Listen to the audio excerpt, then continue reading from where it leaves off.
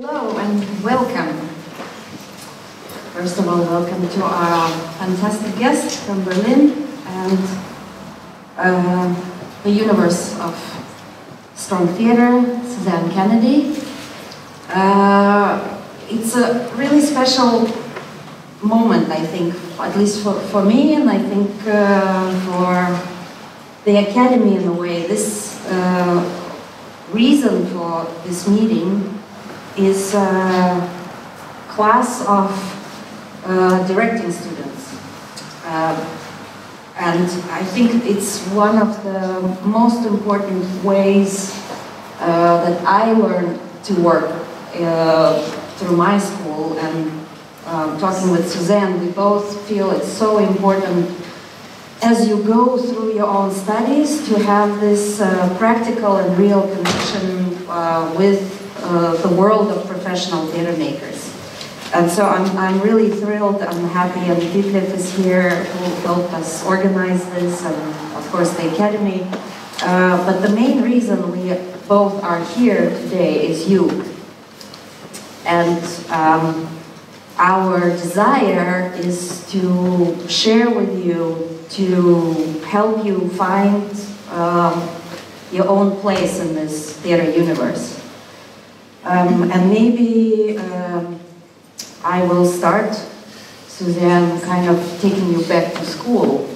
We talked about it briefly today, that you have, it's a mixed experience, it's a mixed blessing going to theater school and choosing to study. And also you leaving Germany and studying in Amsterdam is also probably doing something to that process. So maybe I start with a very basic question. What did you take from that school? Yeah, it's difficult because it's really a question of how can you learn to be an artist, which is very strange or difficult to answer. I don't think school has in that sense taught me a lot, I must say, except that I thought, okay, I'm going to be a director. So that it gave me that framework, and that helped me a lot, because before I was studying theater science, film, sort of the theoretical side of it, and I was kind of lost, I guess, because I didn't know where I was going. So being in that school, it gave me a framework. And then you have one or two teachers that can inspire you, and the rest, you just have to get over with, I have the feeling. So for me, it started when I left school, in a way, because suddenly then I had the time to think about what I wanted and how I wanted to do it, because in school I never even got the chance. I felt quite overwhelmed by all the evaluations and the teachers telling me how theater should be, and I kind of only knew what I didn't want. And that also helps. So not knowing what you don't want, sort of getting rid of that, somewhere a path starts to appear. But it takes a long time. So for me, I didn't have enough solitude in my studies, because we were so packed with courses and evaluations and talks that I didn't get to reflect on what I actually wanted to do. So I needed that time after school, when I didn't have work right away, and then something started to emerge. So, but I guess I needed school in a way to get me there. So it's a mixed thing, I think, yeah. Would you, can you maybe talk a little bit about people that you found in the school that you also continue to collaborate with? Or? Well, these people I collaborate with, I didn't really find in school, but we had a very strong class in the sense that we had quite some personalities in my class, very opinionated people, and I was too. So we constantly were sort of telling each other what's like not done. So, and you really had to watch out. It was like a snake pool in a way, and I was part of that, but I kind of, yeah, it was difficult. So, but it was also very exciting. So you really had to be on top of the game, even if you didn't know what the game was. So we kind of pushed each other a lot, much more than the teachers did in some sense. So it really depends on what kind of class you are and who is influencing you there. And actually the people I'm working now, they were people from the mime department, so mime. From the same school. Still from the same school, but they had already finished school, so I didn't meet them until later. But they were going through, the mime is much more in a sort of performer sense, not classical actors, but much more working with the body and without language, and we found each other, and that sort of suited us. But I had not enough contact with other departments. We were so, actually very closed off. And I only slowly after school I started to change that. So yeah, it wasn't a very happy time, to be honest, which is okay. Have to be happy, but so it gets better. Yeah. But you stuck with it in a way. You went through the program. Yeah, I mean there was a point. I mean, yeah, that what for me wasn't an issue stopping it, but there was a point where I thought, can I be a director? This is too horrible, because it's there were I didn't know how to rehearse. I was going in this rehearsal room and I could hear the others from the other rehearsal rooms, and I always had the feeling, oh, great things are happening in there. Like people shouting and laughing, and I was sitting there with the actors, and I mean, yeah, weren't laughing a lot, I think. Anyway, so that was also pressure. And just to get actors to do something, how do you even do that? I mean, and I had, in my first year, I had two sort of well-known actors, and did a Heiner Müller piece, quartet. And they got together, they knew each other well, and they started gossiping about everyone else in the theater. And I just did not know how to tell them to start rehearsing. I didn't dare to speak up that way, yeah. So, I mean, these are, and also sort of playing on a figure of authority, that was also very strange when you still are so much searching for what you want to bring across.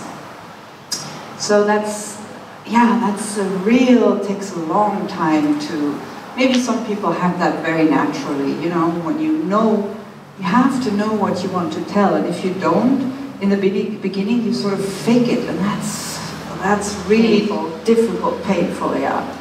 So but you have to go through that, I guess. But then I did a sort of internship at Johann Simons. I don't know if you know this director.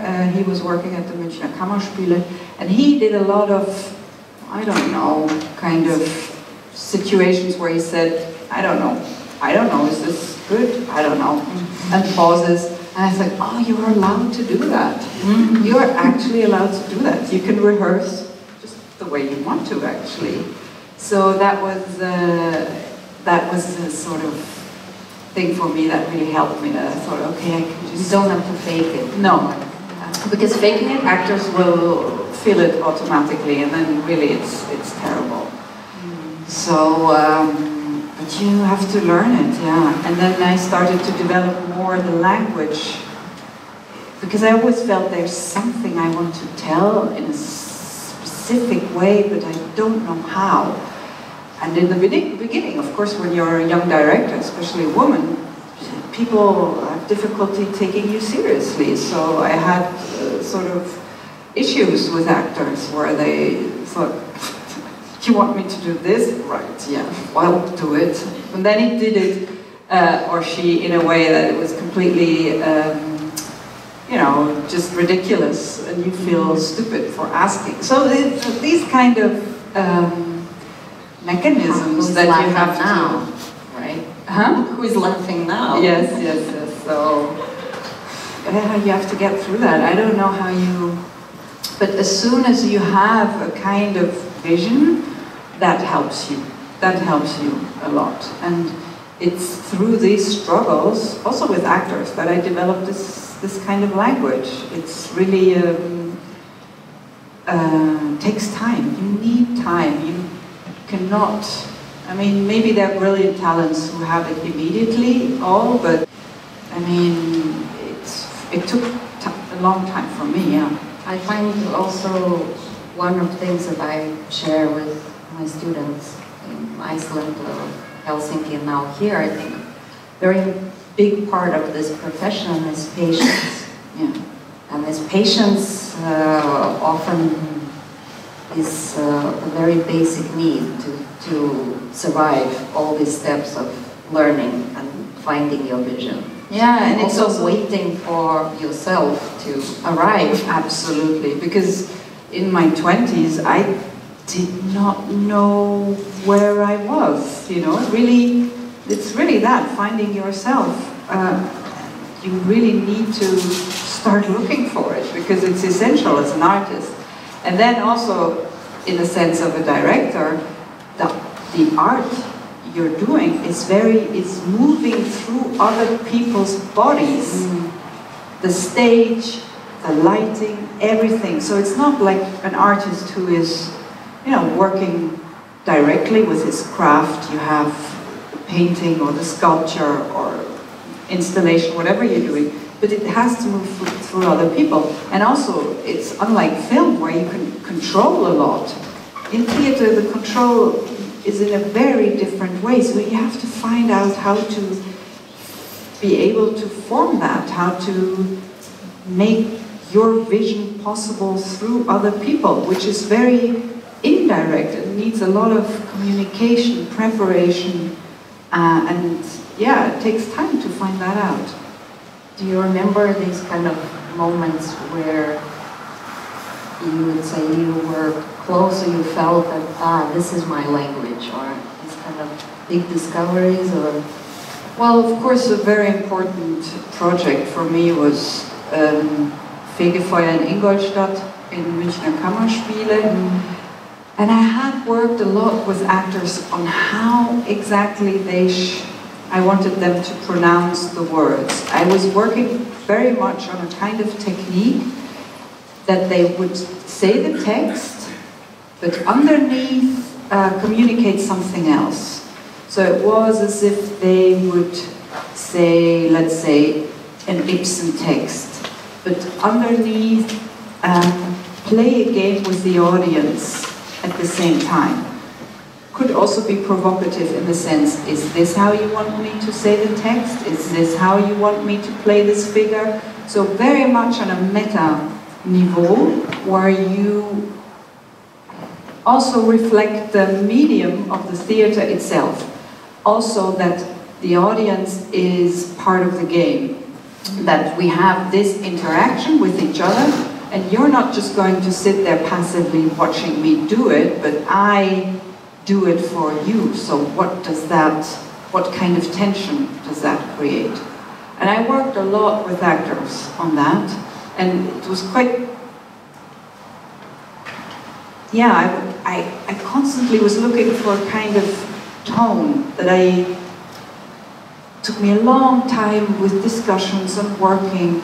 And then with this piece in München, we did one scene where there was playback, and suddenly someone said, why not do the whole play like this? And then one night, the night after that, I did not sleep, and I thought, can I do this? Is this allowed? And yeah, really, but we're so conditioned. We are so conditioned. So then I said, okay, if I don't do it now because I wanted to, then I'm doing it because out of fear. Then I have to stop. I mean, really, it was really such a moment where it was such a big decision. And then I said, okay, let's do it. And we went into the recording studio, all the actors recorded the text, and then we started to rehearse like this. And we went, it was in the basement, and upstairs was like the artistic director and the dramaturgs, and we went upstairs and said, we don't need the souffleur, you have this here, which is really important in German rehearsals anymore, and they were like, what? What's going on? And they were really concerned, actually. I mean, they're always saying, okay, young directors should experiment and really be radical, but if you do something like that, because it was on the big stage of the Münchner Kammerspiele, my first time, actually, also. So, experiment within the frame of small stage, yes, in the basement with the 50-person audience. There you can do something crazy, but on the big stage, it's like... So the dramaturg had to go up to them and tell them constantly what was happening down there.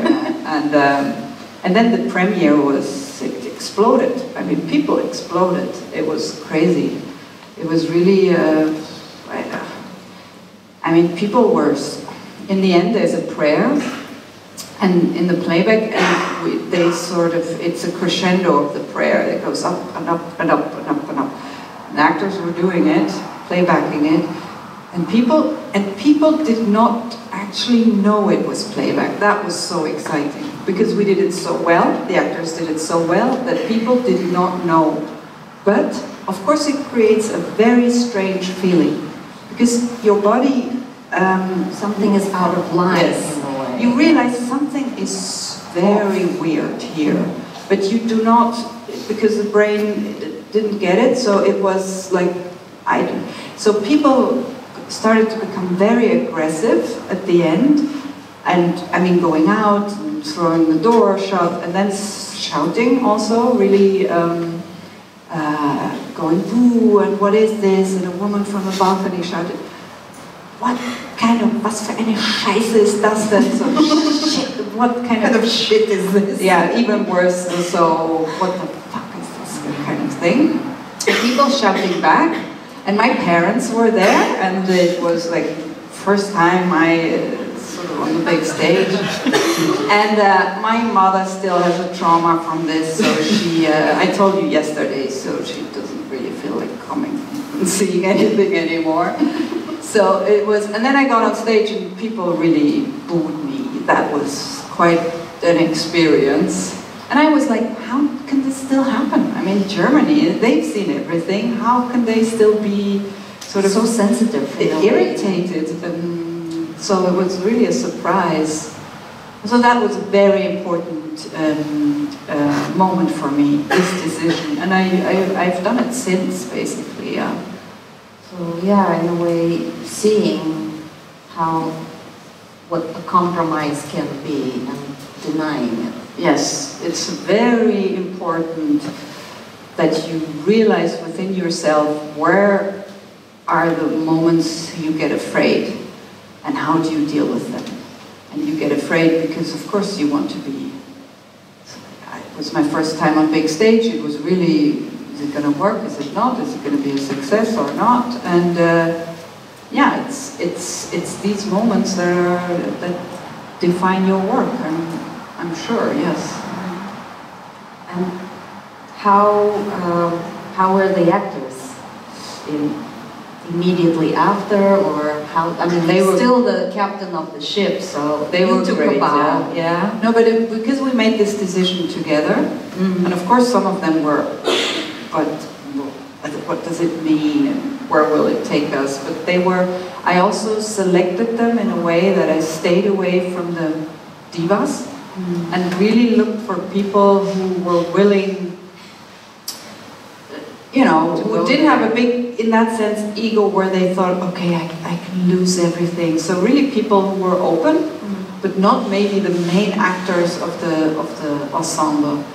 And that worked. That worked. So for me, that was actually a good choice because everyone was behind it and really okay with it. And then it also, you know, got recognized, and we went to teatre and everything. And then people were sort of critics, and they say, oh, new director experimenting. and she did this to enhance the interpretation of the play. So I was sort of allowed to do that because it showed how suppressed people are, how they're not able to talk by themselves. So when I did it again, it was like, well, this can't, this is not she can't the way. Yeah, it's only if it sort of serves people to. So it really started to become my own form. Then people sort of stopped liking it also. So it's really an interesting tension to see how that what's allowed within the theater. In a sense. And also, very good word is kind of expectations. Do you feel the more you work, the expectations are kind of becoming ridiculous? Of this, come on, Susanne, do a new thing, or push this further. What's next from Kennedy? It's always people say, okay, with this form, this is already the end point. How can you even go further than this? And you. Also with this, because there's a lot of noise out there, you have to listen within yourself. Am I still interested? Do I still want to research something, or do I get bored? And you have to be very honest with yourself, and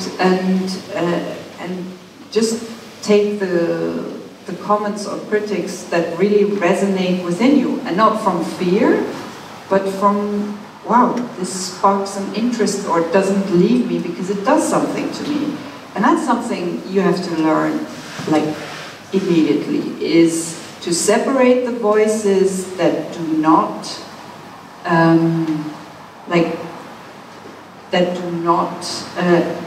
help you in the sense that they bring you further, from the voices that do. Because especially in school, a lot of people are telling you, this is how it should be done, this is why you get a good grade, and you have to find out whom to listen to. That's really important. Question of trust, in a way.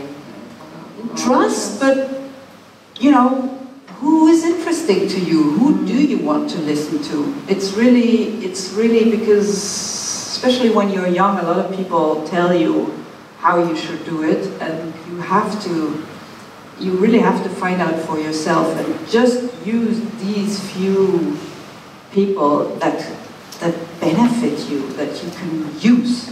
You have to take the things you can use and leave the rest behind. Really let it go in one ear and out the other. That's important. Yeah. Do you think you have these people changed in your life since you started working, these people that you listen to? If I changed them? If they have changed, they were... Oh yeah, constantly. Yeah, constantly. I have the feeling that when you evolve, in a sense, you find new people you are interested in. And so my old heroes are not my heroes anymore. I used to... Well, Kastorf at one point was like, you know, when I was studying, I saw his performance and I was like, oh wow, also, are you allowed to do this kind of thing? And so probably my issue. But then now I watch it and I think, okay, this is from another time. I really am not, doesn't inspire me anymore. So I'm constantly looking for fresh blood in a sense, and where I get it from is really, how do you keep learning? How do you keep evolving? How do you keep questioning yourself? And you need other people, in a sense, to do that. So you have to find people that really trigger you somehow. That's important, yeah. And not the people in the sense who sort of are good for your ego or good for you, that you feel good. Also people who don't do that to you, which is more difficult, but also very important. Do you think, in relationship to people and society and how we change, do you see in your lifetime, in your short lifetime, do you see a change in society? Oh, yeah, yes, definitely. I mean, just through technology, so much has changed. And I mean, yes, there's change constantly. I mean, I don't think our society has changed as much, I mean, as during the last 50 years. It's crazy what's happening. I mean, really, the question is where is this going? What's our future? How are we, especially with artificial intelligence, what's our task in the future? What if artificial intelligence, you know, does all the work for us? What will stay? Maybe artists, yeah, don't know. So we maybe good career choice by now, who knows. But it's also, I feel it's very much present in your work, this quest for the near future, or this kind of anxiety of who we will become. And I find it's also fascinating that you go in the search for the future, you go very, very far back into, to me, I also find it, of course your work is radical, but it's radical in a way of identifying clear signs and tradition of classical theater. Yeah. And to me it's a kind of a very, very beautiful journey in order to see the future, you really have to be aware of the past. And so maybe we should show a little bit of your work, because I think some have seen, some maybe have traveled to Berlin and Munich, but I think for some of the students, if it's okay, I would go with Virgin Suicides from the beginning of the show, so you can see perhaps and recognize some of these very kind of ancient forms of ritual of the theater. Yeah. By the way, there's still a lot of chairs. Yeah, and please, guys, take the seat so we can see you also. Yeah, and maybe we can shift for the film.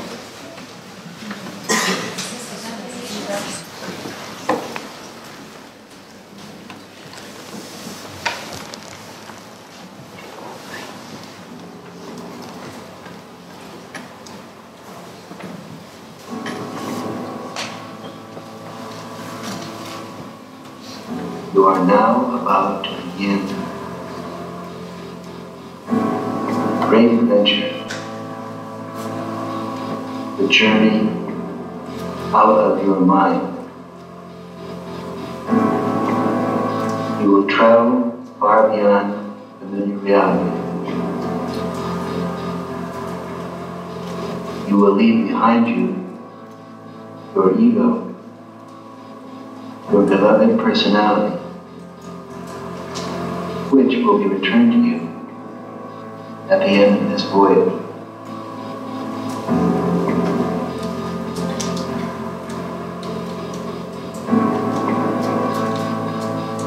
The goal of this trip is ecstasy.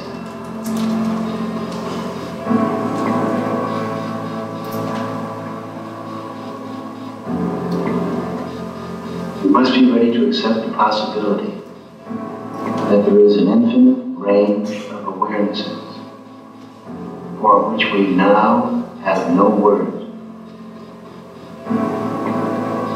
Whether you experience heaven or hell, remember that it is your mind which created. When your ego left behind you, your brain can't go wrong. Whenever in doubt, turn off your mind.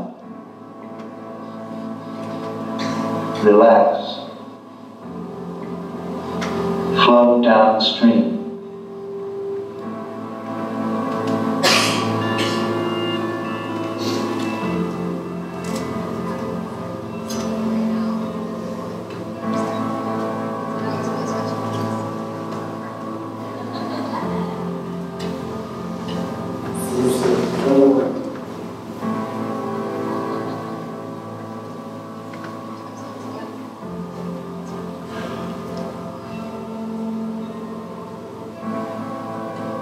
Eliminate all selfish wishes or desires.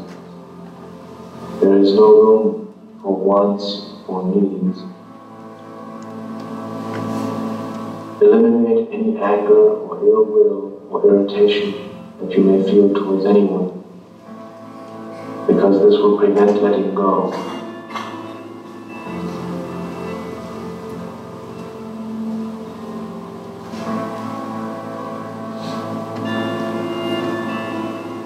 Einmal kurz war da das Windgeräusch. Dann erschreckte uns der schlitzende Aufprall. Ein Geräusch, wie wenn eine Wassermelone platzt.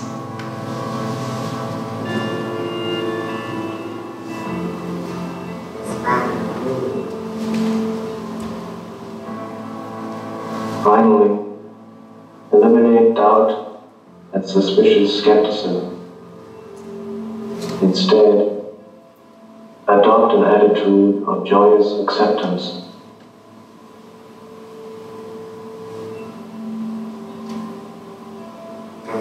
Silvias Augen aufgerissen blieben und die unsichtbaren Festapparat dauernd zusammenzog, aber nur noch Reflexe.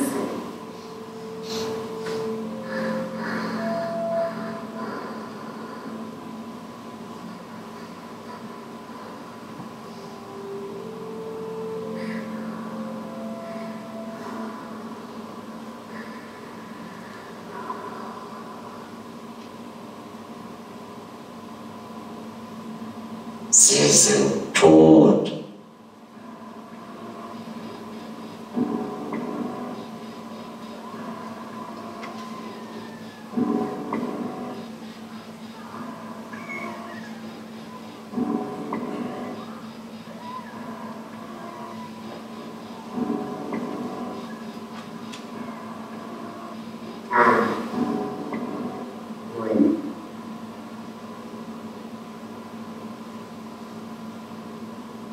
Wir haben versucht, die Fotografien chronologisch zu ordnen. Einige sind unscharf, aber dennoch aufschlussreich. Beweisstück Nummer 1 zeigt das Haus der Familie Lisbon, kurz vor Cecilias Selbstmordversuch. Es wurde von einer Immobilienmaklerin aufgenommen. Ein komfortables Haus in der Vorstadt. Im rechten Fenster des ersten Stockwerks ist eine verschwommene Silhouette zu sehen, die Mrs. Lisbon als die Mary Lisbons identifizierte. Sie hat sich immer die Haare tupiert, weil sie fand, sie seien zu dünn, sagte sie. Auf dem Foto föhnt Mary sich gerade das Haar. Ihr Kopf scheint in Flammen zu stehen. Aber das ist eine optische Täuschung. Auf dem grell leuchtenden, überbelichteten Rasen unter den schütter werdenden Bäumen erstarren die 4 Gestalten zu einem Tableau. Die 2 Sklaven, die das Opfer zum Altar hochstemmen, die Priesterin, die die Fackel schwingt, und die benebelte Jungfrau, die sich mit einem unirdischen Lächeln um die bleichen Lippen auf ihren Ellenbogen aufrichtet.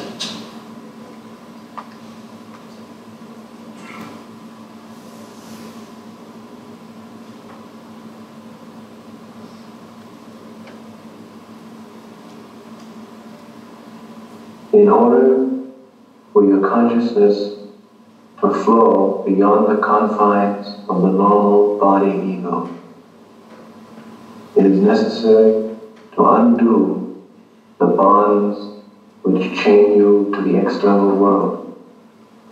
In other words, it is necessary to eliminate 5 major obstacles to a peaceful dying of the ego.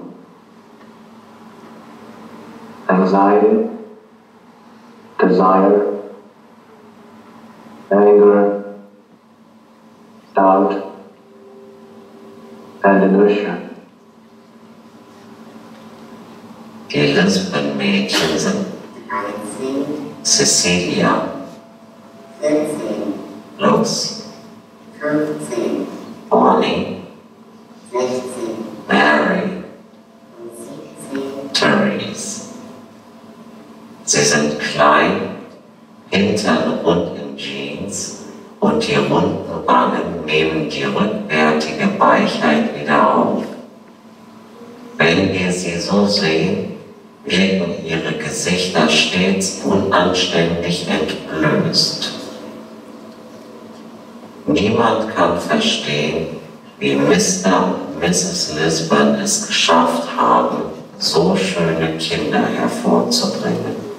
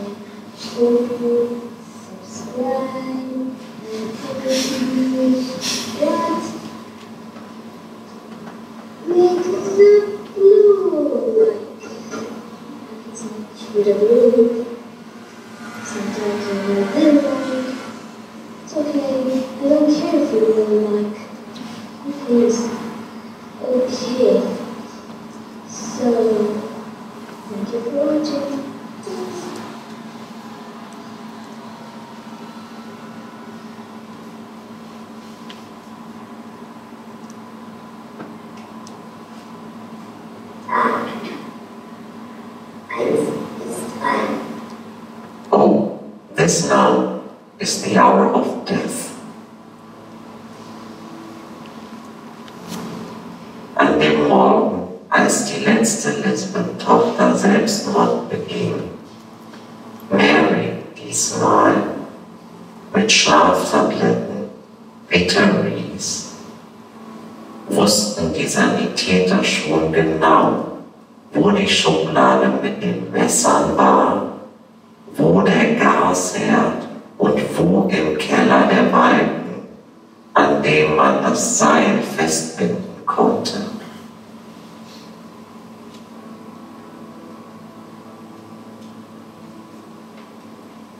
Cecilia, die Jüngste, erst 13, war als Erste gegangen, indem sie sich im Bad die Pulsadern aufgeschlitzt hatte.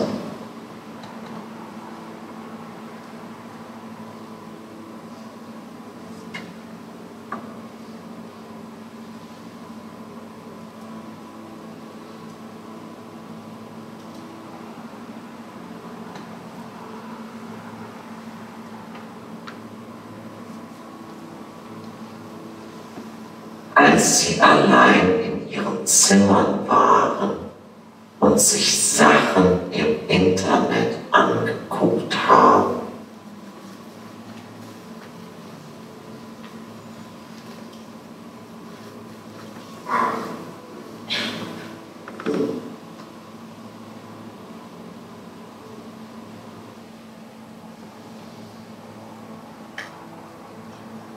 auf dem Foto föhnt Mary sich gerade das Haar. Ihr Kopf scheint in Flammen zu stehen. Aber das ist eine optische Täuschung. Es war der 13. Juni, 28 Grad. Strahlender Sonnenschein. Sonnenschein.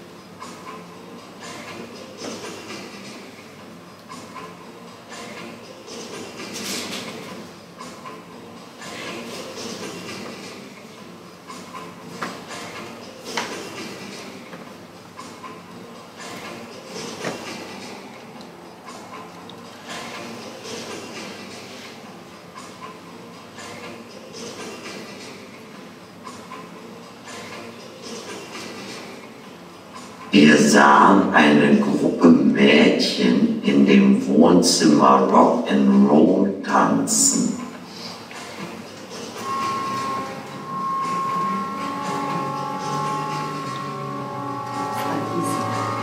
I will stop because it's so tempting to keep on going, but we have you here, so that's our focus. It's really mesmerizing. Also, I recommend runs in Munich still. Yeah. So, direct flight to Munich or bus or bus long. Go for it. But yeah, I think of course it would be great to hear a little bit about the process here and ideas. And a lot of things, of course, are crystallizing from things that you've been doing before, but for those who are watching it for the first time. So maybe you know this film, Virgin Suicide, by Sofia Coppola, and then of course there's a book by Eugenides. And I was very fascinated by this idea that these men, because it's the men who retell the story of the girls when they're already dead, are by now, in the book anyway, in their 60s or something like that, and the girls have died a long time ago, but these men are still sort of fascinated. Yeah, they couldn't let go of these girls, so couldn't let them die in a sense. And so I imagine they created, in our version, a kind of temple where they constantly are, in a sense, and then they have merged to these very strange figures who are no longer female, male, but very strange. They're not, are they human? I mean, it's really the question. And it's, for me, then they became sort of priests also in this temple to help us, the audience, in a way, accept death, and also taking us, because I used a text from the Tibetan Book of the Dead, which is really a sort of manual in a way of how to die or how to accompany someone who's dying through that difficult stage. So it was a kind of mix of those things, these men who couldn't let go, but at the same time they are already priests in this temple. It's constantly changing in a way, fluctuating, and you have to find out for yourself what it is to you.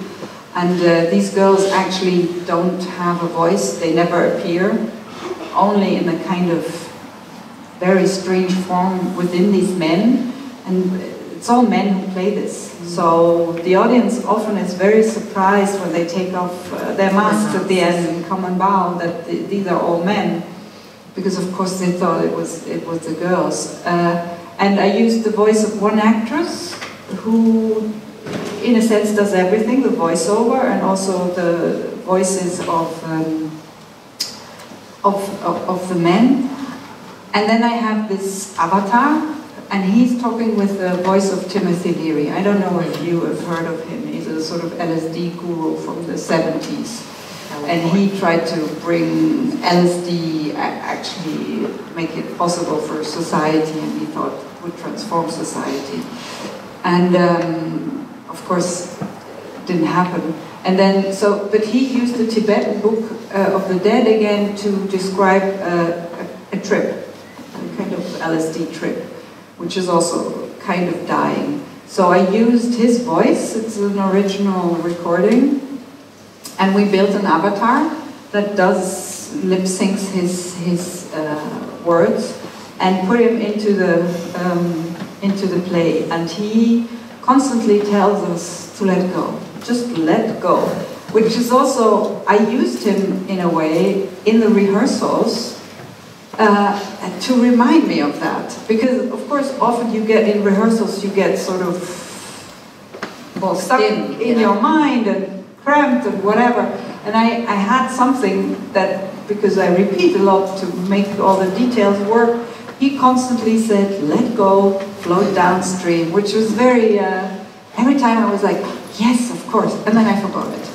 And then he had to tell me again. So, and it's also something I really like to get the audience in a kind of state of being. Trance. Yes, also, but also let go of all your assumptions, opinions, also how theater should be, what actors should look like, what life should look like, and tell them in a kind of very naive way. I was also thinking, can we actually do that? Because it's so, I don't know, in a sense, esoteric, and that's something people hate in a theater and also somewhere else. So it was really an experiment to see if people would go along with it. And of course, like always, some did, some didn't. That's, yeah, nothing new there. But it's a really striking way. I look at it in a way it's kind of, I see this as violence almost, this very violent way of dismembering parts and instruments that we're used to processing in theater, or this kind of just cleaning the slate, that if you dismember voice and face and body and you turn things slightly on an angle, then the audience has to work really hard. What you're talking about, I think, is also very important for me, to make the audience active as they watch performance. So the act of putting this puzzle back together is a very complex work for the audience, but also extremely rewarding. Because the puzzle in a way works in many constellations according to your individual background, where you come from. You can put it into, I don't know, a flower, you can put it into death mask, and you can have a very different visceral experience with this. So this kind of dismemberment is very, very strong. And I think also this kind of using this ritual of putting an actor, putting this layer of the mask and dismembering that face.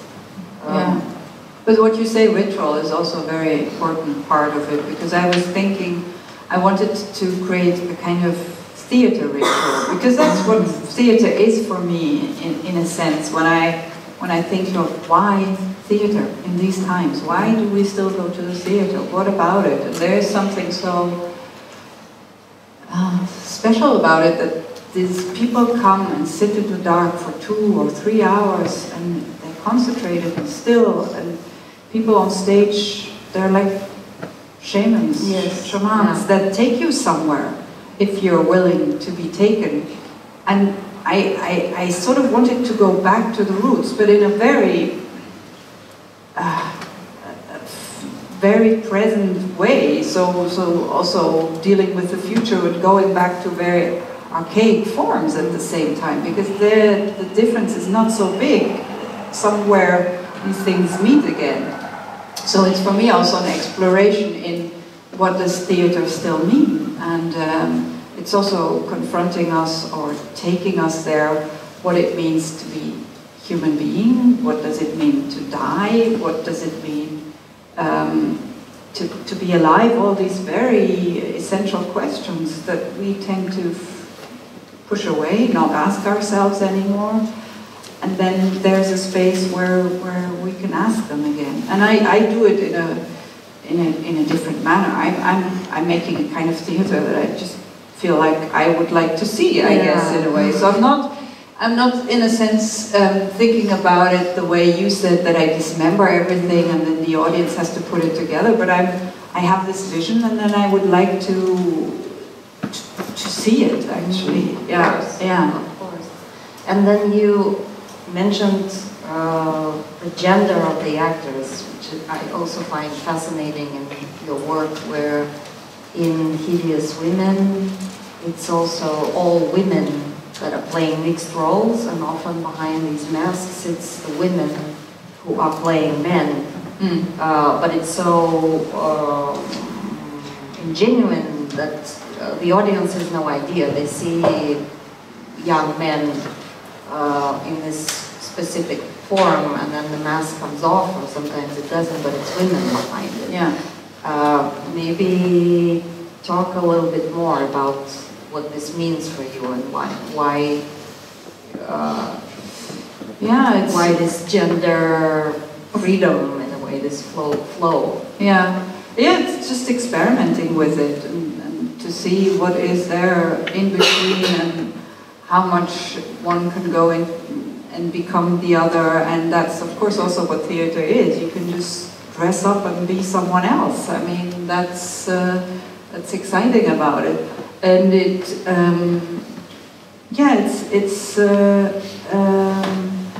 just because in Hideous Women I worked with these performers that I was talking about, and one of them, she can play men in a way that's amazing. Because usually when men play women or women play men, it doesn't work, actually. Because you go into the cliche, and it's very difficult to really get there. And she was so able, she was so convincing that I really wanted to explore that. And also this strange in-between space that, of course, it reminds me of Ida Müller a little bit. She's brilliant with playing the boy. She's always the teenager. Same body. Yeah, exactly. Very slim. No hips. And how does it? How do actors kind of embrace these gender games? Oh, the gender games. I mean, actors who work with me by now, they know sort of very well what they're getting into, even actors that have not worked with me yet, so they know especially playing behind a mask also is a different kind of experience. You need to work differently with the body. A whole kind of thing opens up how to work this. We found out that also with the playback, suddenly your movements, there is no psychological movement, I would say, possible. So the man-woman question is the least of all the questions, I would say. You're just trying to catch up with. Yes, with your you whole have body. You have to step into something that's already there. So we created a kind of composition of the text, it's like audio composition that's already there. So we push a button and the rehearsal begins, and you have to step into the text and embody it.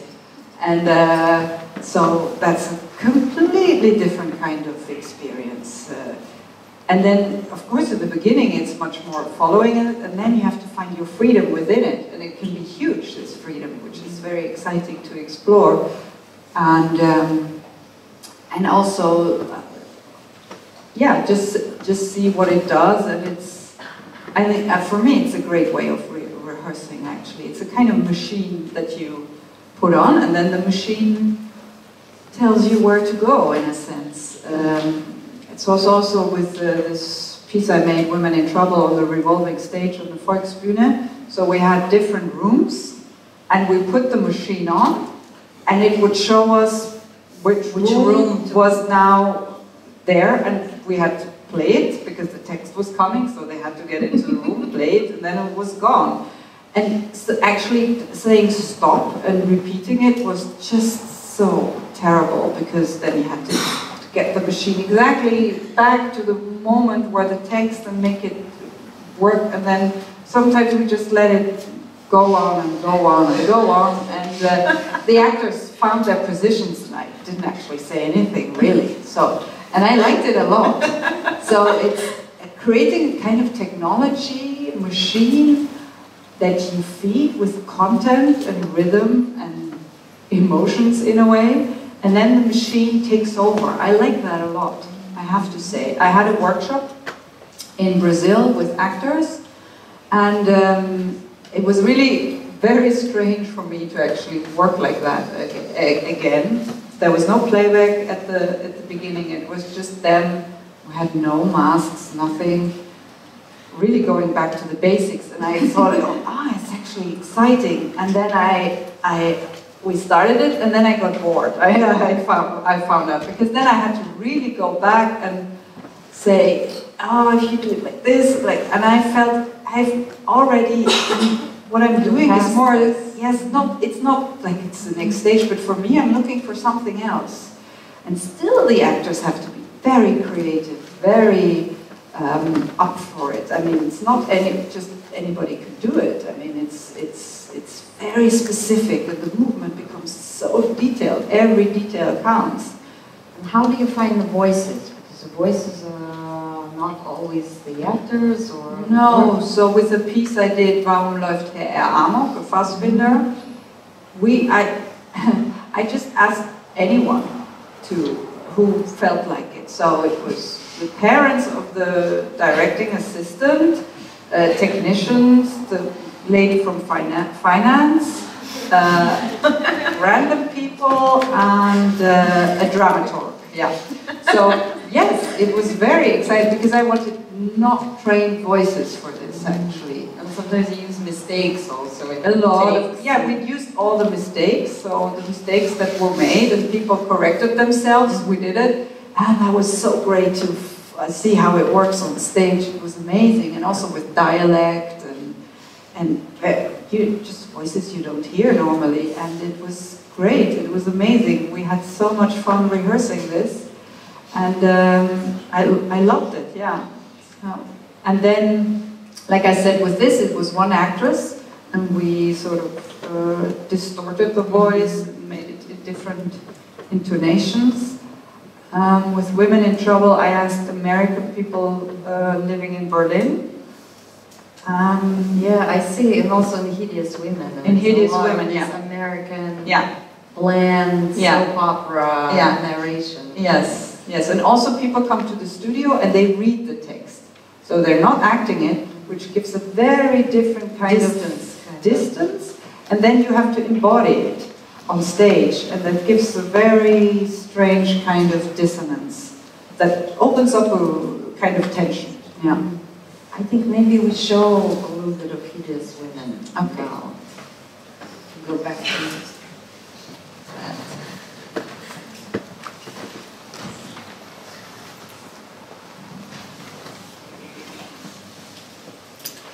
This was 2013 in Amsterdam. I have my little iPod shuffle attached. Cool music commences. Yes, these are my vehicles. If I park backwards into this spot, I can actually have almost a foot of space between my car and the line, and that structure next to my car is my motorcycle, my VTX 1300, and this is a well-guarded secret. This car. People are trying to, make this out to be a dopey little car. No, it's a smart car. I have to back up because it's so big. I have to back up to get it fully in the thing. And there it is. There's my smart car, made by Mercedes. So it's the height of luxury. And it doesn't take up much space. So this is a normal parking spot. Well, it's maybe a little wider than a normal one. Anyway, so this is the back of the smart car. I am going to take you guys on a ride. You will find out what it's like inside a smart car.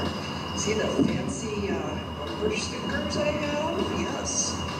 Mariner Canaries, and this My other car is a VTX 1300, which is this right here. It's my Honda VTX 1300. This is just my little smart car. I've had it for 2 weeks. And you will be surprised. See the extremely cool decal right there? Yeah.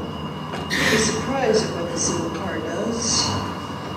Okay, so we're going to open it up. See, it's got automatic. It's got this thing there. See? Very cool. Oh yes, you guys are in for a treat. Okay, so, and I'm big. You know, I'm not like a little person. I'm 5'10". So see. Okay, climbing in inside the smart car. And there's Tweety. There's Tweety. See? Oh yeah. You know, cars just see this coming. I swear to God.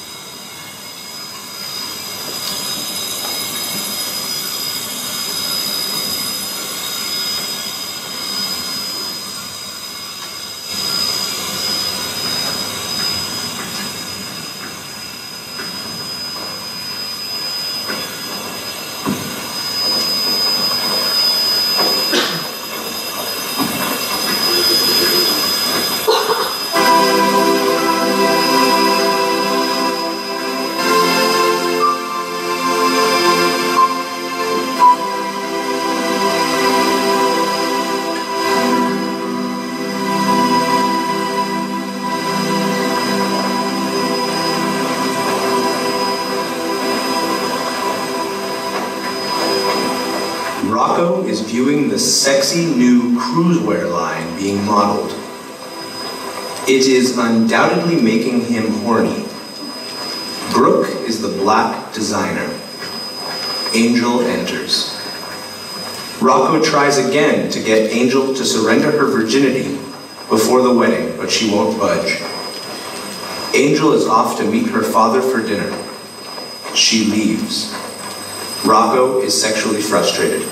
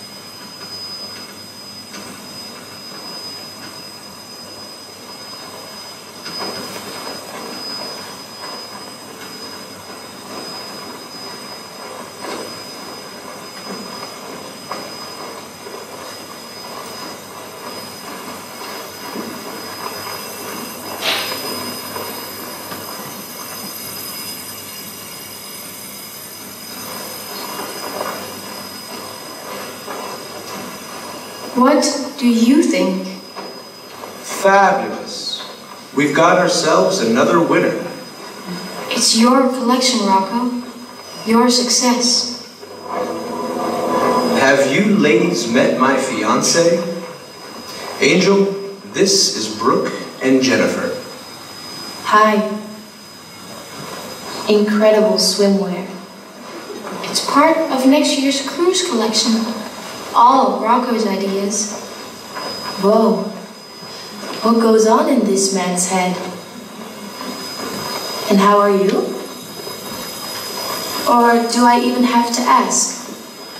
I have much need. Some of us have major problems waiting for the honeymoon. I have to go. I have dinner plans. What plans? Oh, right. Daddy.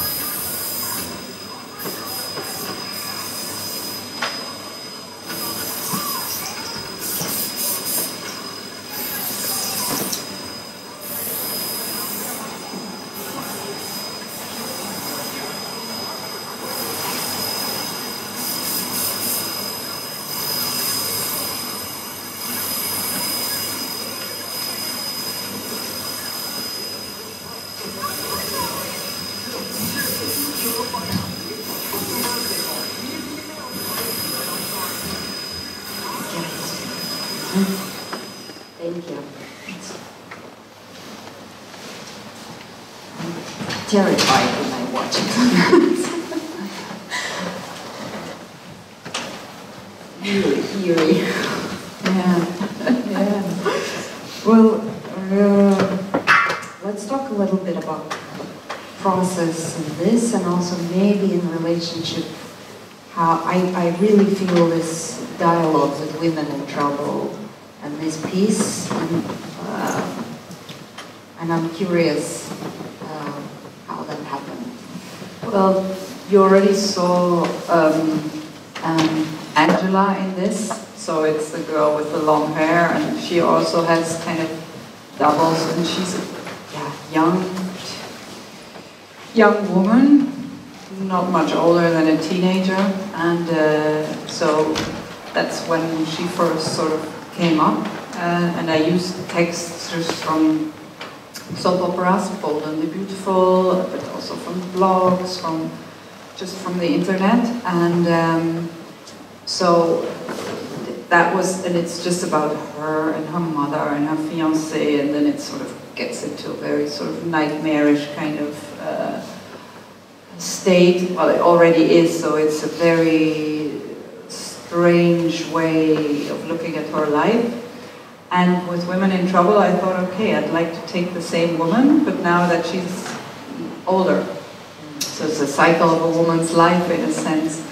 And then I had her become an actress. She's an actress, Hollywood actress, and she, in Women in Trouble, she gets sick, and there the stage was much bigger with more rooms, and she gets cancer and she dies, and she resurrects in a different kind of same version, but then different.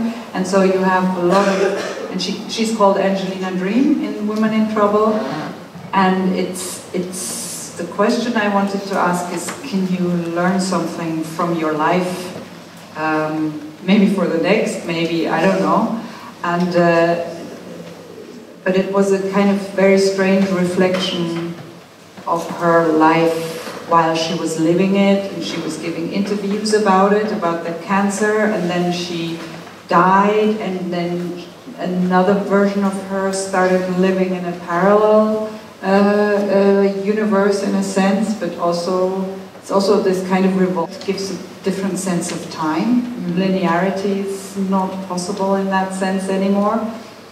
And it was very much an experiment with this kind of woman, and also because she's very passive and very not being able to reflect herself at all. And the question, is it possible for her to evolve, in a sense, to learn, to gain consciousness about who she is and where she is, and because in this there was nothing like this, you know, there was no form of consciousness or self-knowledge, so it's also very bleak, and I had the feeling I need to move on from this.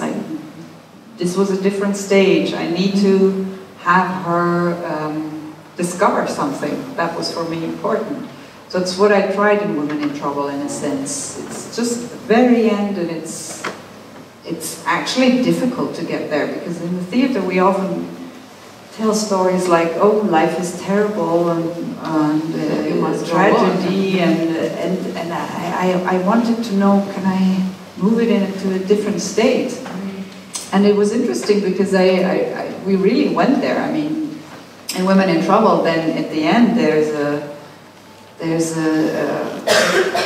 Lacrimosa coming, so requiem, very massive requiem, and then the what's it called, the ceiling goes up, so lifts to the sky, and the Angelina Dream starts singing this solo, and they stand on all the furniture and sing it, and like people, a lot of people could not take this. They thought I was being sarcastic, because they thought, okay, that's also Germany. It's so kitsch, in a sense, for them, that I could not possibly be serious about it.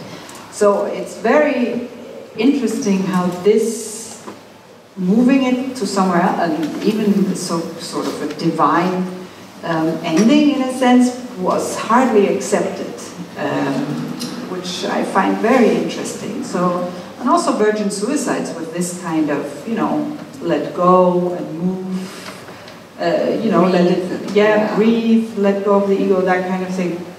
In Germany, I don't know how it is here, it's very much a taboo to be using this kind of language in theater. So it's interesting how suddenly I've started new provocation, which without even wanting to, that people are sort of very shy away from that kind of irony and irony is really important in German theater.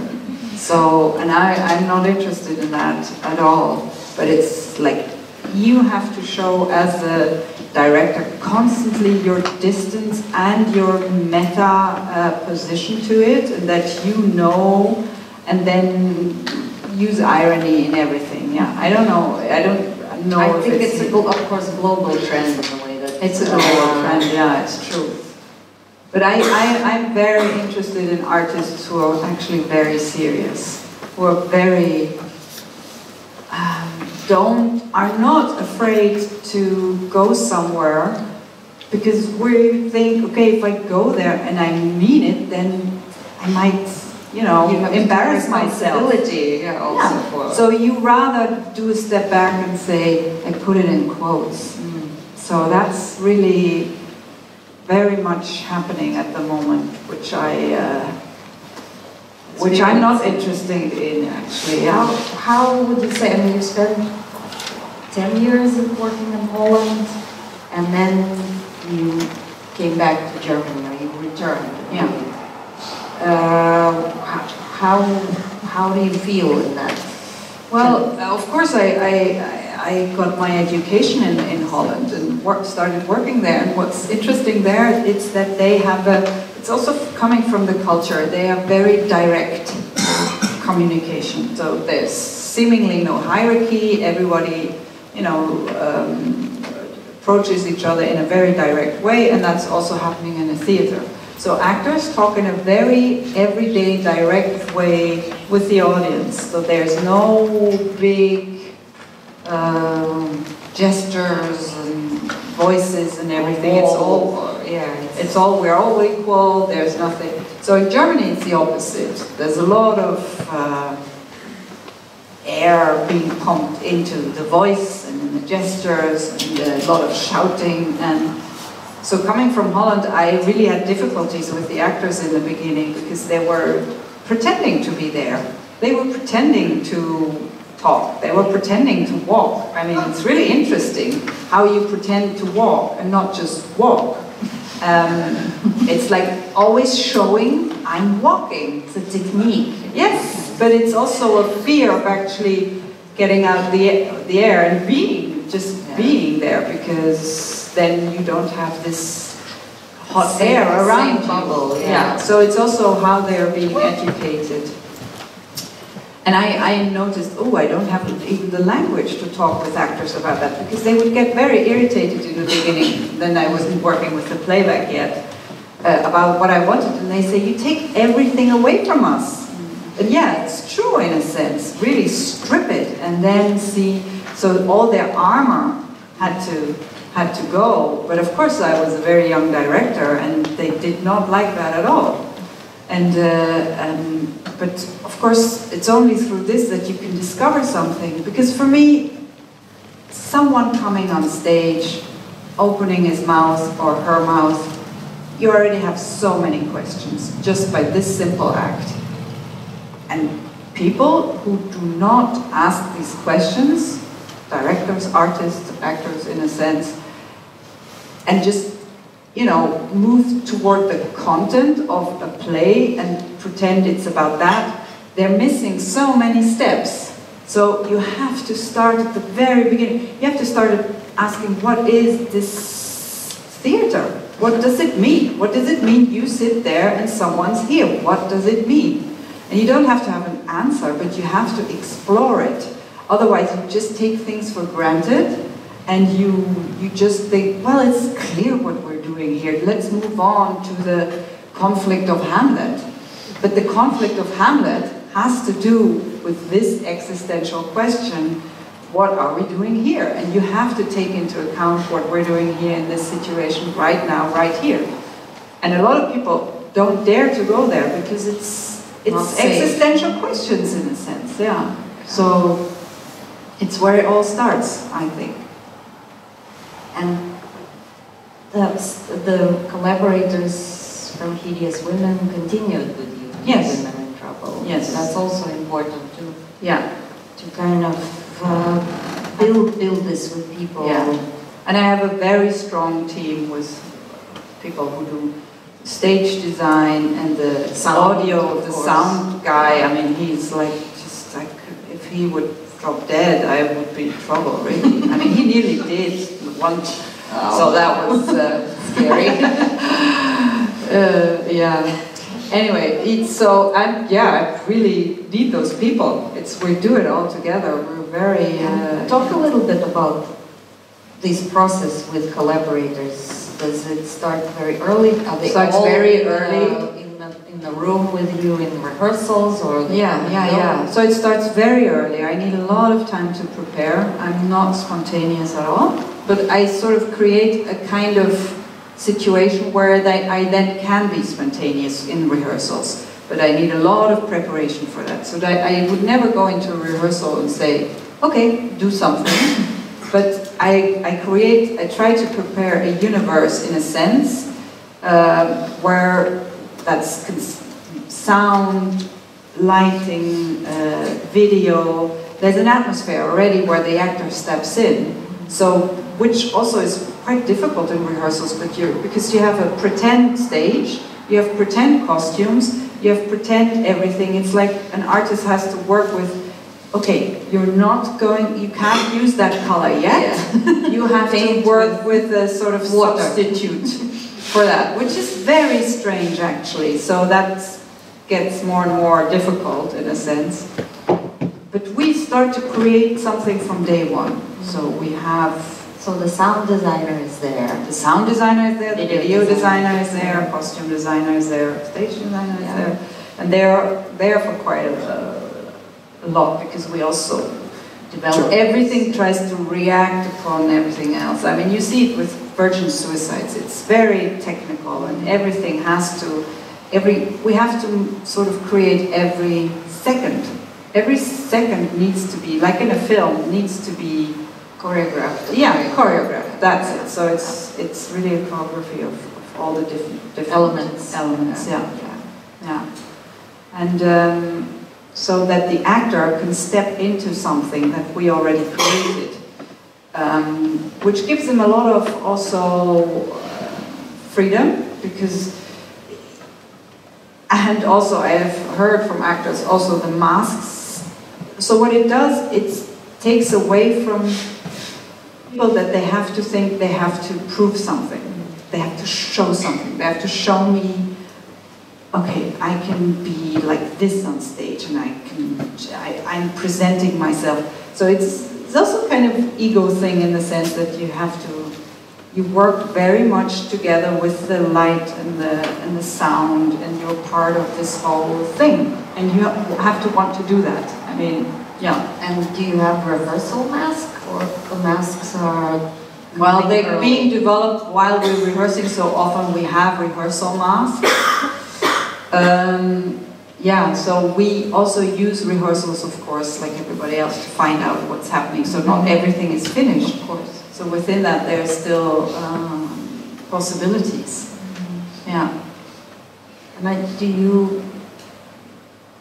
they all, of course, they seem, in Hideous Women, they have this very sharp kind of mannequin, precise face. In Orfeo, it's a little bit more comic-like, more childlike.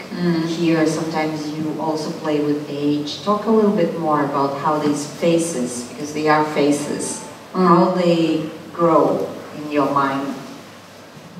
Yeah, but in Hideous Women, we just used existing masks, like quite cheap. Cheap latex masks that we used, which were sort of generic. Barbie in a way. Yeah, generic, that you can order online, and so Japanese shop. Yeah, Mask World it's called, I think, and yeah. So and you have a kind of old guy young girl, and they all have these cliche attributes. Kind of commedia dell'arte. In a way, again, So that's that, and then with, of course, Virgin Suicide, they completely created the mask at the workshop. They have at the Kammerspiele with Warum läuft Herr Amok, the Fassbinder. They made masks of the actors' faces. So they used their faces, so they would wear their own face. So all different kinds of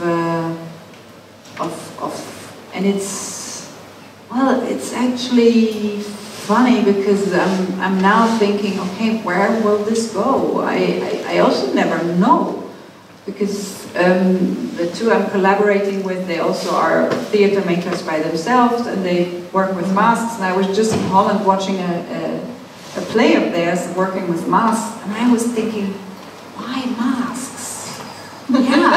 Really thinking this, and I suddenly wasn't too sure about it. Doesn't mean that I suddenly will stop or not. But you have to ask yourself this question every time, in a sense. Do I need it now? It's or what does it? I mean, I come from the south of Germany, and there they have this carnival tradition, very sort of old tradition. I don't know if you have it here at all. And it's to drive out the winter, and they have very different kinds of masks, like witch masks, and also every kind of village has their own mask and everything. And I was very impressed by that as a child. So this thing that there's someone hiding behind this mask and I cannot grasp this person was very fascinating to me. And so it's not about personal identity, but something about the secret, and it's also scary in a way.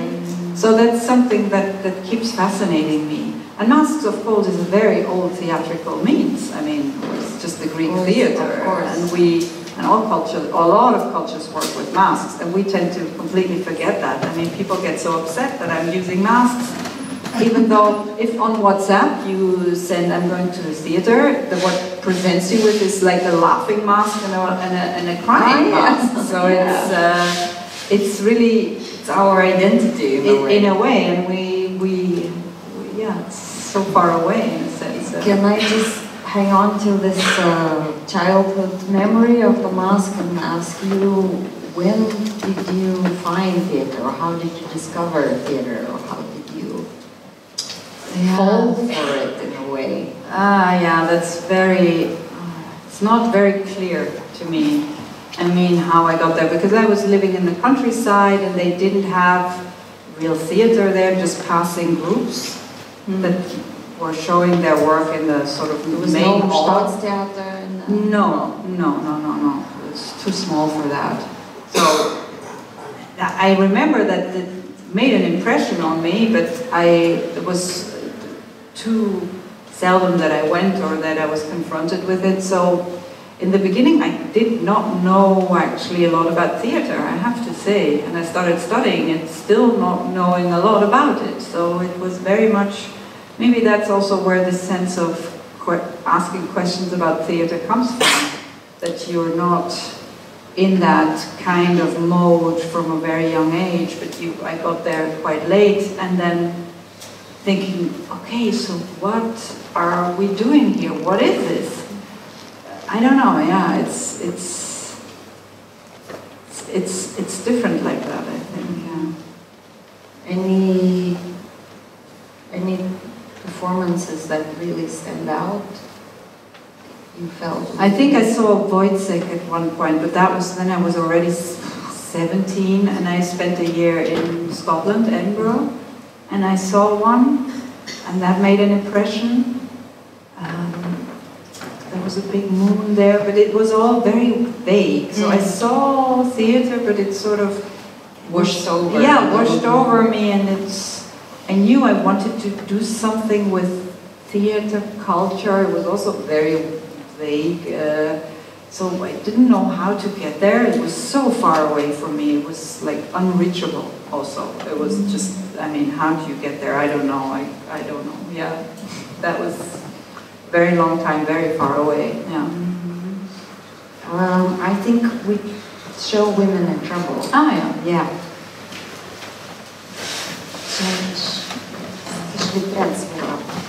Pirma yra.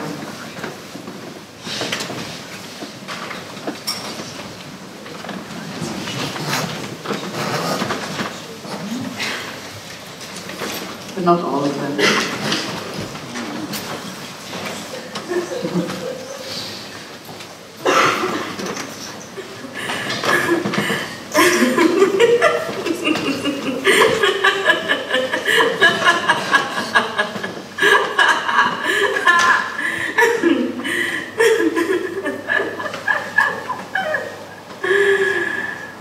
There is a tradition of actresses being hit.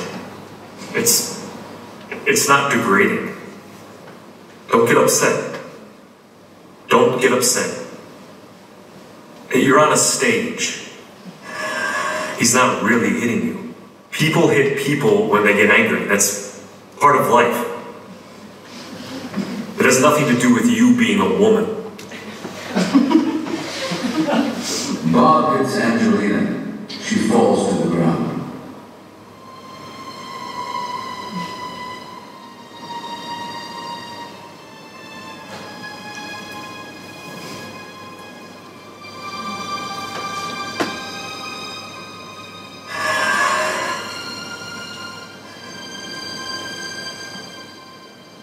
So why is it, exactly, that Angelina gets under our skin?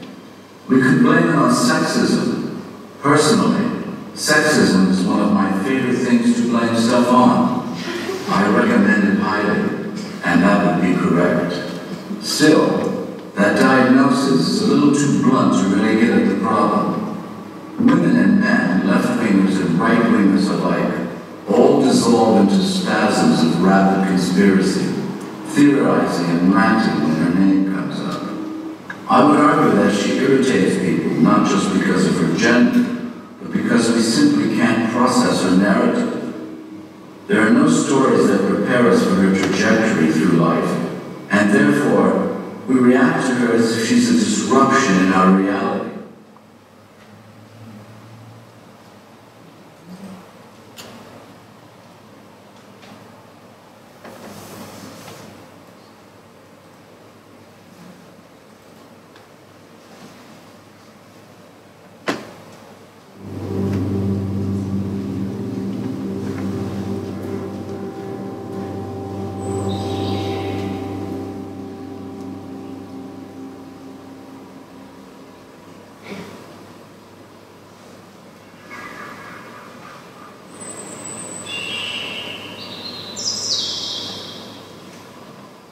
Welcome.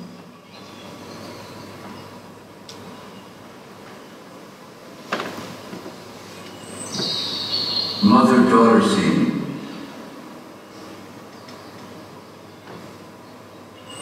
What's really wrong? Is that I am so nauseous. Is it anything else other than nausea? I don't know. I'm hot, and then I'm cold, and then I'm lightheaded. I'm exhausted. I could just sleep the entire day. I see. Well, I don't know. How long has this been going on? A few days, you know. It's funny. This is how I felt when I was...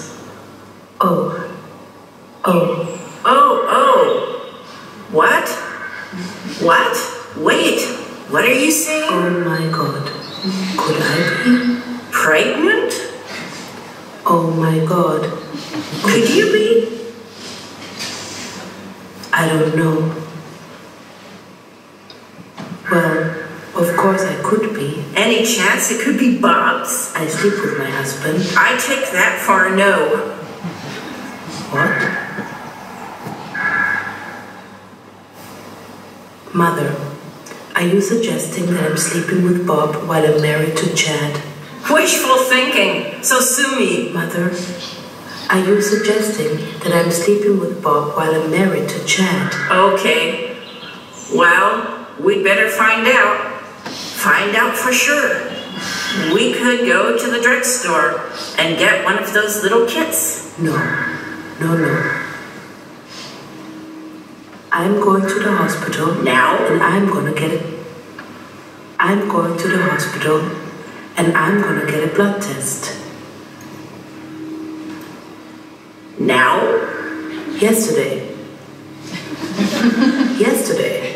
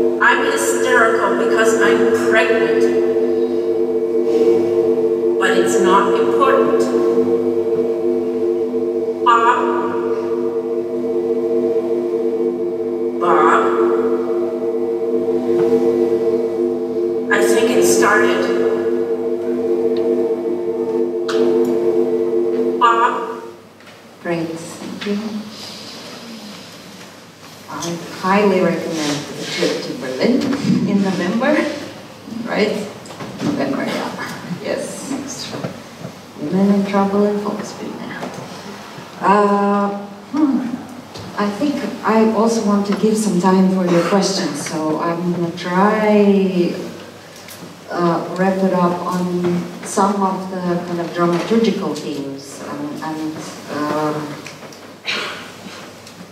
also your place in the context of German theater, and of course the themes that you do have a woman as the center of the universe and kind of things bouncing off in every performance one way or the other.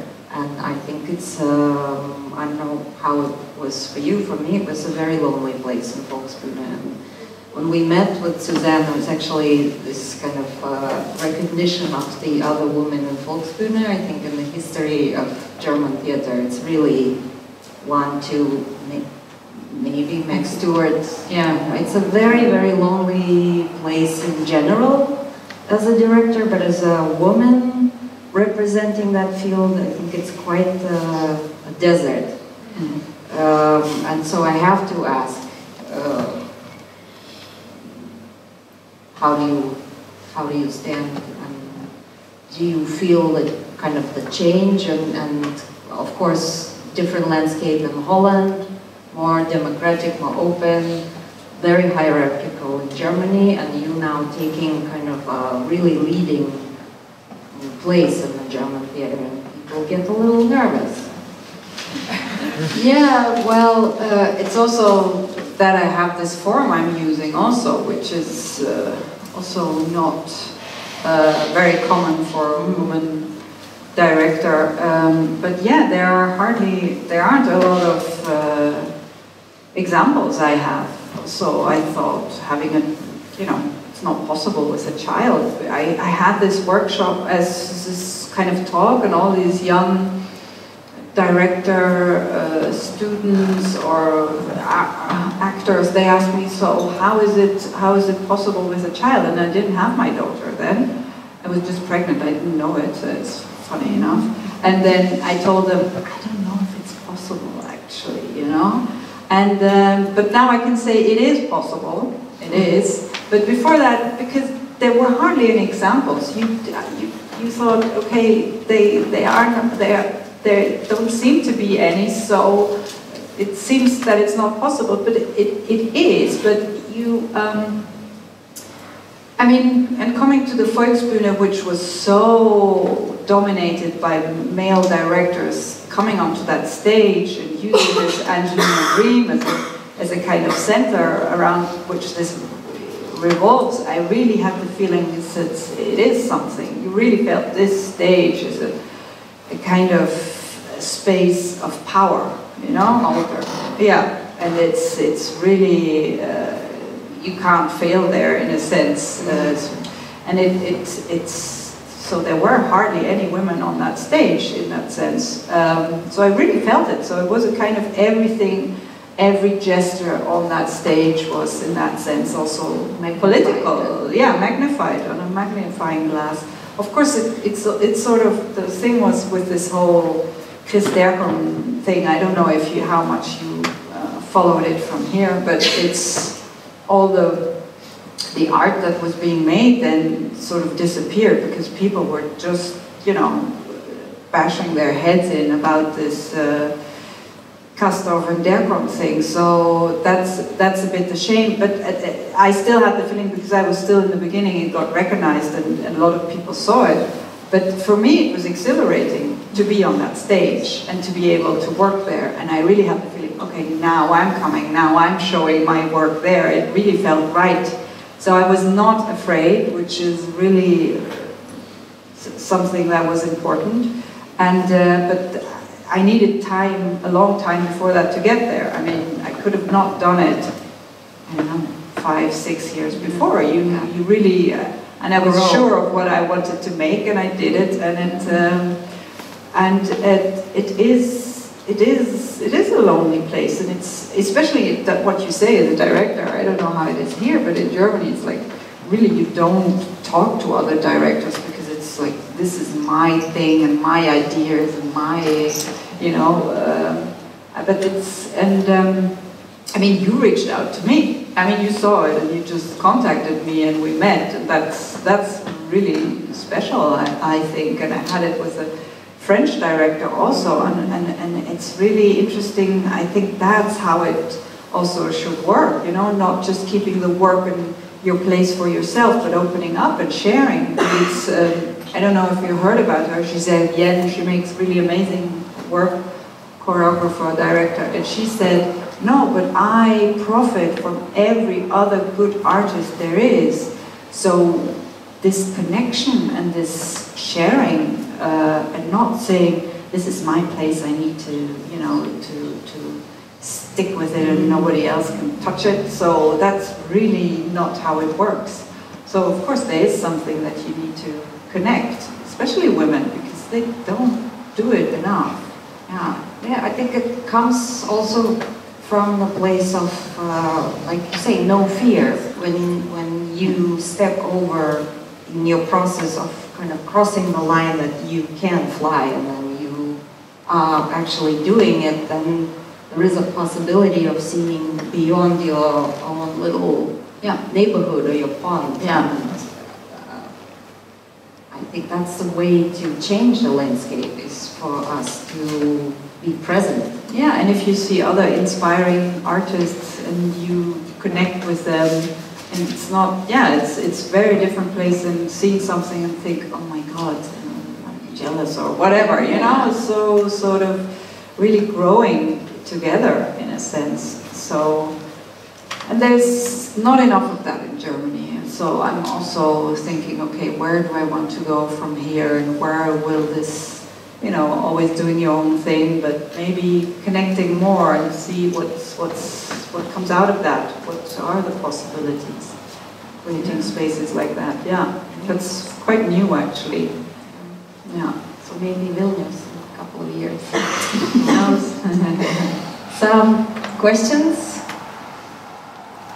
I wanted to ask, I see you do performances using texts that you find somewhere and you combine them together. But was it like, did you start with kind of traditional and then move to this, or did you do it all the time, just choosing what was interesting for you? Well, I work with a lot of traditional texts, so that's where I come from, in a sense. Also, the theater I did in the beginning was more conventional, in a sense, so this form wasn't at the very beginning. And I did some kind of more exercises in the beginning, where I kind of put together my own text and then abandoned it. and came back to it with Hideous Women, and it was so amazing experience. And then I thought, I'm going to do this again, actually, with Women in Trouble, which it was an amazing experience. Suddenly everything becomes material, really, literally everything. And I just had a huge folder with where I just threw stuff in, and it's a lot of, you just take it from everywhere. So it's in a way uncreative writing sort of thing, which of course is creative in the end. But so I like that a lot. But I also like, now I'm going to do another thing at the Volksbühne, which is also with my own texts or stolen texts, whatever. And then I'm going to do a Three Sisters, but very much in my own kind of way, also with a lot of other texts in between, which is also nice because then you already have this structure and this, which I find so fascinating with the classics, is why do we want to watch the Three Sisters over and over again, not getting to Moscow, Why do we want to watch Medea over and over again killing her children? Why Hamlet say to be honest? So there's something, and we need these kind of texts to be repeated over and over again. We know exactly what's in it, we know it, and yet we still go and see it. So in that, there's also a question, why this kind of theater ritual, seeing something that you know how it's exactly going to end over and over again, which fascinates me, and you can use it when working with these texts. You have to have a reflection upon it, I think. Yeah.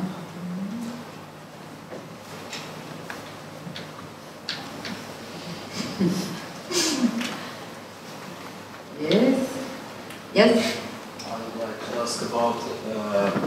I didn't see your performances, but from those extracts. What about the structure of the performance? If you don't have, or supposed to just to have long, rotating scenes, mesmerizing, hypnotizing, etc. But when you decide that, how do you decide the structure to be? Is it a classical structure, you can say, or is it some, according to Aristotle, or just like no? How do you say this? It's more a musical structure, I guess. So it's a rhythm that you try to find. And I'm also, in a sense, it can be very testing. I guess for you it was also already testing the time I'm using to sort of, it's kind of nearly kind of meditation that you get into, and you have to submit yourself to that kind of way of dealing with time. And then it gets, then it gets a strange kind of flow, but that I also, I have a text, but then the structure comes out of a more, like I said, a rhythm of a music piece in a sense, yeah. I see that you like to induce a lot of social context like YouTube and etc. And in the last clip, the pregnant woman had a party shirt on. Where did that came from? That was the costume designer. They had all kinds of t-shirts. They had YouTube, they had Revolution, they had Infinity, Portal. So it's also kind of metaphysical idea of a parallel universe, questioning reality. And what I like, you say social about YouTube, but it's also this very strange gate you can go through and enter a completely different, very strange world. And never come back. Yes, and get lost in there. So that's actually what fascinates me about that. And it's also how I work. When you talk about structure, I work a lot just with the internet. It sounds very vague, but what I do is I open something, a window, then I click on something that interests me, and it opens the next window. And then I click on, that kind, and then it just, so many windows. And I was thinking, how can can I have this structure on stage, that you go through a window in a sense and enter a next one. In film you could do it, but how do it on how to layer it, yeah. So also had the thing where she went in the scanner and she came out on the other side and came out in a living room, you know. So you get pushed in, maybe you're dead, maybe you get scanned, but you come out and you play. So really the question of windows, which is very interesting with YouTube, also being in someone's interior and someone sitting on the bed telling you something, or I'm very fascinated about this. Yeah. I really like the set of Hideous Women, and it kind of looks like it's, I don't know, 70s West Germany stuff, like from a catalog, and it's like very different in Woman in Trouble. But do you, together with your set designer, take attention, put some kind of a point to the, I don't know, styles or kind of historical interior? Very much, yeah. So I've worked with a lot with these retro kind of stages, which is done in theater a lot. And then with Women in Trouble, I said, okay, I do not want that anymore. I want something that's contemporary. I actually want a character on stage that could be, you know, wearing these kind of jeans and Nike sneakers and t-shirts that anyone, like, yeah, anyone, she looks like we all do in a sense. So I wanted to have a character like this, so that we do not that we're not able to take the distance and say, oh, these kind of people, but it's actually very close to us. It's sort of Berlin hipster or whatever, you know? And I wanted that, and also a kind of stage that had even a science fiction feeling or a contemporary feeling or something like that. So I wanted to find out if I could move away from this sort of dated, nice, retro feeling. Yeah. Yes? Yeah, I have a question about the language. I see that you incorporate a lot of English in your plays, and in Hideous Women and Women in Trouble, it's, as we heard from those small clips, it's mostly English, but in the Belgian Suicides, it's together with German. Like, where does this idea come from, and why is it English? Yeah, with Hideous Women, that was what I did in Holland, and I wanted to explore the atmosphere of that language, actually, in a sense. Sort of very kind of popular also with the bold and the beautiful kind of sense.